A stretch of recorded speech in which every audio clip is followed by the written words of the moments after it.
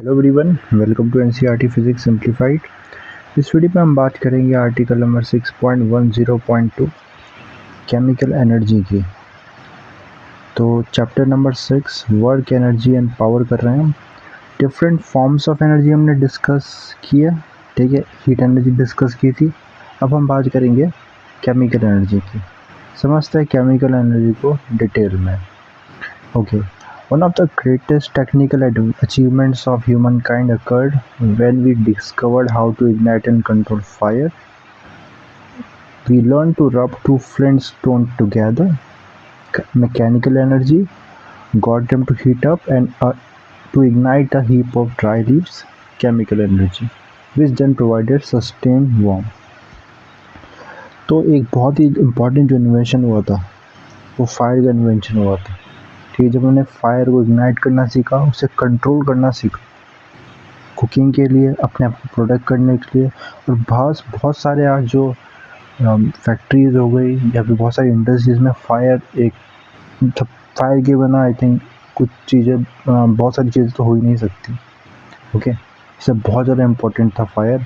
और हमने क्या किया, जब फ्लिंट्स को स्टोन को रब करते हैं, ठीक है, रब करेंगे तो मैकेनिकल एनर्जी, ठीक है, मैकेनिकल एनर्जी, और उससे हम उनको हीट जनरेट होगी। और उस हीट से हम क्या करेंगे, ड्राई लीव्स को इग्नाइट करेंगे, जो कि केमिकल एनर्जी है। ड्राई लीव्स में क्या केमिकल एनर्जी है। Okay, a matchstick ignites into a bright flame when struck against a specially prepared chemical surface.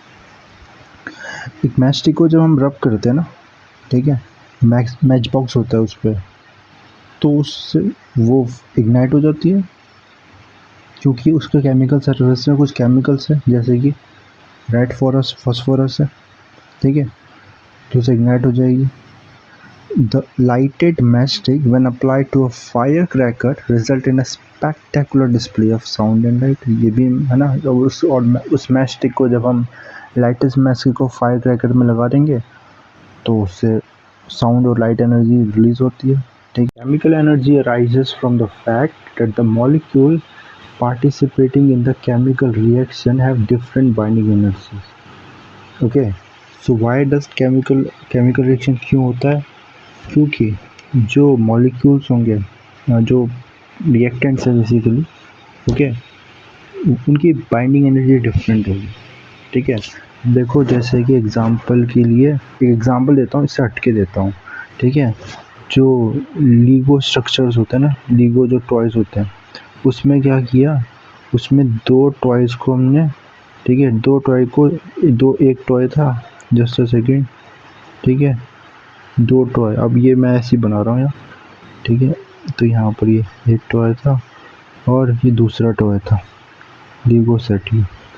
Okay, इन दोनों टॉय को जब जोड़ा, ठीक है, तो ये स्टेबल बन गया। इन दोनों को जोड़ने पे क्या बन गया, ये स्टेबल बन गया। तो स्टेबल है, तो इसको जोड़े रखने के लिए इसकी जो बाइंडिंग एनर्जी है वो कम हो जाएगी। ठीक है, कम एनर्जी की रिक्वायरमेंट, क्योंकि अपने में स्टेबल हो गया, लेकिन इसको स्टेबल रखना है अगर, तो ज़्यादा एनर्जी रिक्वायरमेंट होगी। ऐसी कुछ है केमिकल रिएक्शन में भी। ठीक है, जो रिएक्टेंट्स है, ठीक है, इनकी कुछ बाइंडिंग एनर्जी होगी। ठीक है, रिएक्टेंट के जो मॉलिक्यूल्स हैं, ओके, अब ये जब जुड़ जाते हैं ना, तो जो प्रोडक्ट बनता है, अब इनमें क्या होगा, इनकी बाइंडिंग एनर्जी कम होगी, क्योंकि इनको बाइंड करने के लिए कम, ये स्टेबल है, ठीक है, स्टेबल है, इसमें बाइंड करने के लिए कम एनर्जी की रिक्वायरमेंट है। A stable chemical compound has less energy, बहुत ज़्यादा इंपॉर्टेंट पॉइंट ये वाला, stable chemical compound has less energy than the separated part. तो स्टेबल केमिकल कंपाउंड की बाइंडिंग एनर्जी वो क्या होगी, कम होगी। ठीक है, स्टेबल है वो, उसको कम एनर्जी की रिक्वायरमेंट है।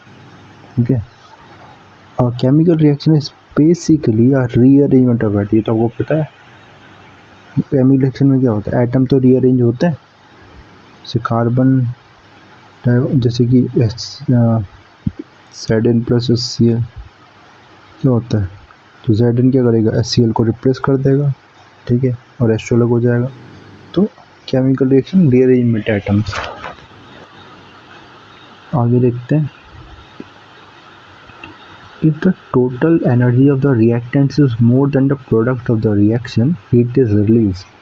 ठीक है, अगर रिएक्टेंट की टोटल जो एनर्जी है, रिएक्टेंट की जो एनर्जी है वो प्रोडक्ट से ज़्यादा है, ठीक है, तो क्या होगा, प्रोडक्ट की एनर्जी कम है तो हीट रिलीज हो जाएगी, उसको एक्सोथर्मिक रिएक्शन बोलेंगे। और अगर क्या हो जाए, अगर प्रोडक्ट की एनर्जी ज़्यादा है, ठीक है, तो हमें एनर्जी की रिक्वायरमेंट होगी केमिकल रिएक्शन पूरी करने के लिए, और इसको हम बोलते हैं एंडोथर्मिक केमिकल रिएक्शन, ठीक है। अब आगे देखते हैं,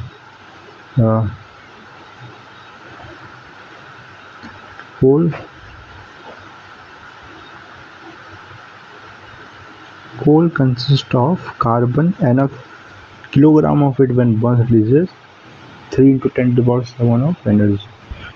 तो जब कोल कार्बन से बना है, और कोल जब 1 kg कोल जब बर्न होता है ना, इतनी एनर्जी रिलीज करता है, ठीक है।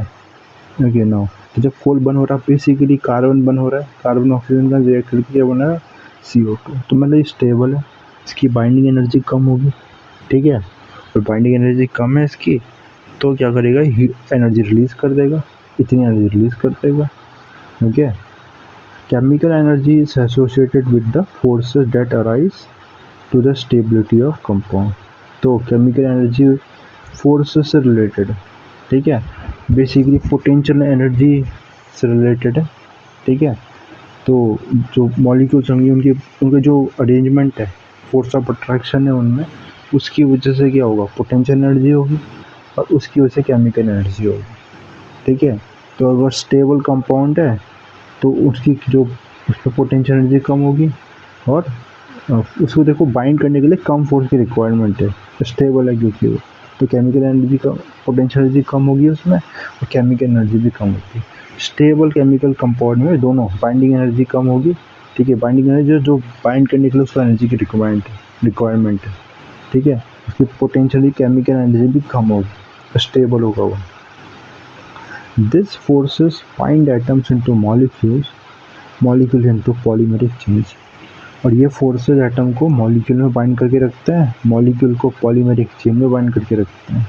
The chemical energy arising from the combustion of coal, cooking gas, wood and petroleum is indispensable to our daily existence, ठीक है।